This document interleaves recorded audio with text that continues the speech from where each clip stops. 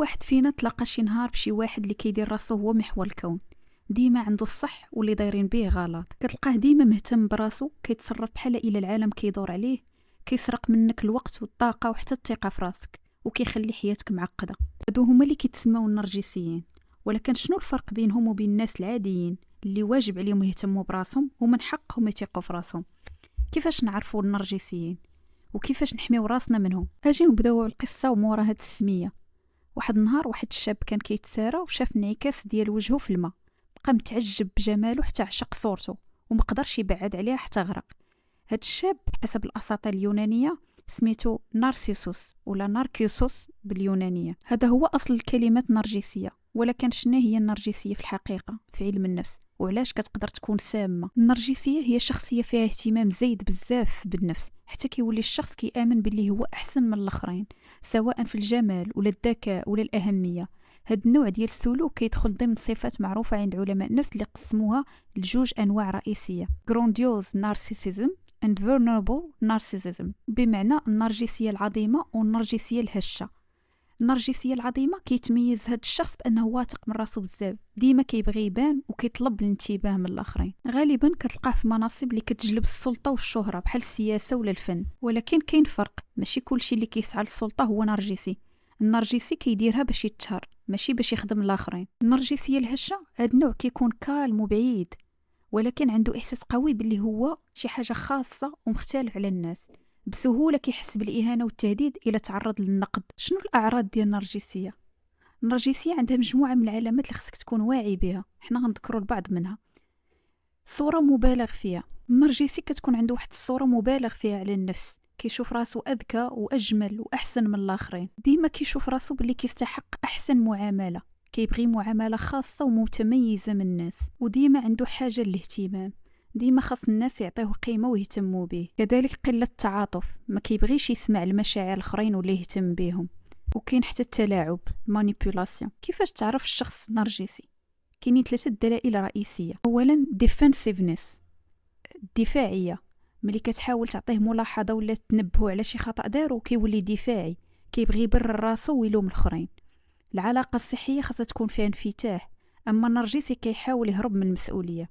ثاني حاجه ديسميسيفنس، بمعنى الاهمال، انكار، انصراف، كيبين لك باللي الراي ديالك ما عنده قيمه، وديما كيقول ما متفقش معاك، ماشي صحيح هادشي اللي كتهضر عليه، شي حاجه عاديه بنادم يختلف معاك في الراي مره. ولكن النرجسي كيكون ديما عنده الصح، وديما كيبين لك باللي الراي ديالك انت ما عنده حتى شي اهميه، وبلي انت غير كترون. الدليل الثالث هو الدومينانس، السيطره. الشخص النرجسي كيبغي ديما الامور تمشي بالطريقه ديالو هو، حتى في الحوايج الصغيره ولا البسيطه كيرجعها معقده، وهادشي هو اللي كيستنزف الطاقه الناس اللي دايرين بيه ولا اللي خدامين معاه. كيفاش نتعاملوا مع الشخص النرجسي؟ باش تحمي راسك في التعامل مع هاد النوع من الاشخاص خاصك تتبع هاد لي تاكتيك. اولا حافظ على الحدود ديالك وما تخليش الشخص النرجسي يتجاوزها، ما تخليش يتحكم فيك ولا يستغلك. حط ليه حدود واضحه، وضح ليه شنو اللي كتقبل وشنو اللي ما كتقبلش، ولكن بلا ما توريه انك مضطرب ولا خايف منه. ولا كان ممكن بعد عليه. الحل المثالي هو القطع الكامل معه الا كان هذا الشيء ممكن، ولكن الا كان ضروري تتعامل معه استعمل واحد الطريقه كتسمى الحجر الرمادي، يعني كون عادي في تعاملك بلا ما تبين المشاعر ولا تزيد الاهتمام. حاجه اخرى باش تحمي راسك، ما تضيعش الطاقه باش تقنعهم. النرجسيين عندهم صعوبه كبيره باش يعترفوا بالغلط، فما تحاولش تغير رايهم بسهوله. عرف باللي التغيير صعيب وما تحاولش تقنعوا بشي حاجه. حاول تقبل فكره ان هاد الشخصيه التغيير ديالها صعيب وما يمكنش. ركز على كيفاش تحمي راسك انت. حاول تجنب المواجهه المباشره، ما تدخلش في نقاش ولا جدال طويل معاهم. ملي تواجه النرجسي مباشره راه غالبا غادي يزيد يعاند ويكون دفاعي اكثر. النرجسي ما غاديش يقتنع برايك بسهوله كيف ما قلنا قبل. النرجسيين كيحماقوا على الجدال وما غاديش يقتنعوا بالراي ديالك، حيت النرجسي بسهوله كيستعمل الكذب والتلاعب باش يخليك تشك في راسك. ولكن خاصك انت تبقى مركز وتيق في افكارك. اهم حاجه فكر في راسك هو الاول، وفكر في مستقبلك.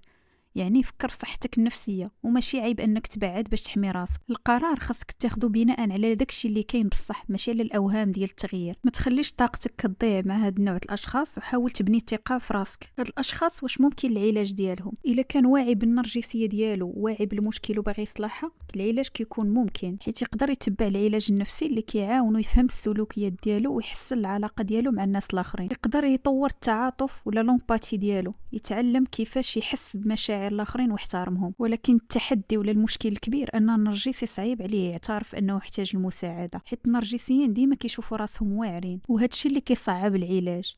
ولكن كيكون مفيد خصوصا الا كانوا عندهم مشاكل اخرى بحال الاكتئاب. وباش ما نطولوش، النرجسيه هي شخصيه صعيبه لكنها موجوده بزاف.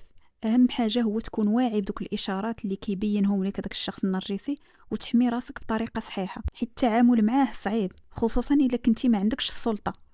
ولكن الا تعلمتي كيفاش تحط الحدود بطريقه ذكيه ومرنه، وتخلي الحاجيات ديالو تحقق بشروطك انت، غادي تقدر تحافظ على راحتك النفسيه بلا ما تدخل في صراعات. وما تنساش تبعد الا قدرتي. الا كان عندكم شي نرجسي في عائلتكم، ما تاخذوش الامور شخصيه، حاول تكون واضح معاه بلا ما تدخل في جدال. وإلا كنتي خايف عليه، شجعو يمشي يهضر مع شي مختص، ولكن خلي التشخيص ديال الاضطراب النرجسي للمختصين، حيت كيف ما قلت لكم في الاول بزاف الناس كيبانوا لينا نرجسيين ولكن هما ما عندهم حتى اضطراب. شكرا بزاف على المتابعه. الا عجبك الفيديو ما تنساش بارطاجيه مع الناس اللي كتعرف، ممكن تكون هاد المعلومات سبب باش شي حد يحمي راسو سواء من علاقه سامه سواء في الخدمه. كومونتي لينا شنو النصيحه اللي انت استفدتي منها في التعامل مع النرجسيين، وبارطاجي افكارك معنا في لي كومونتير.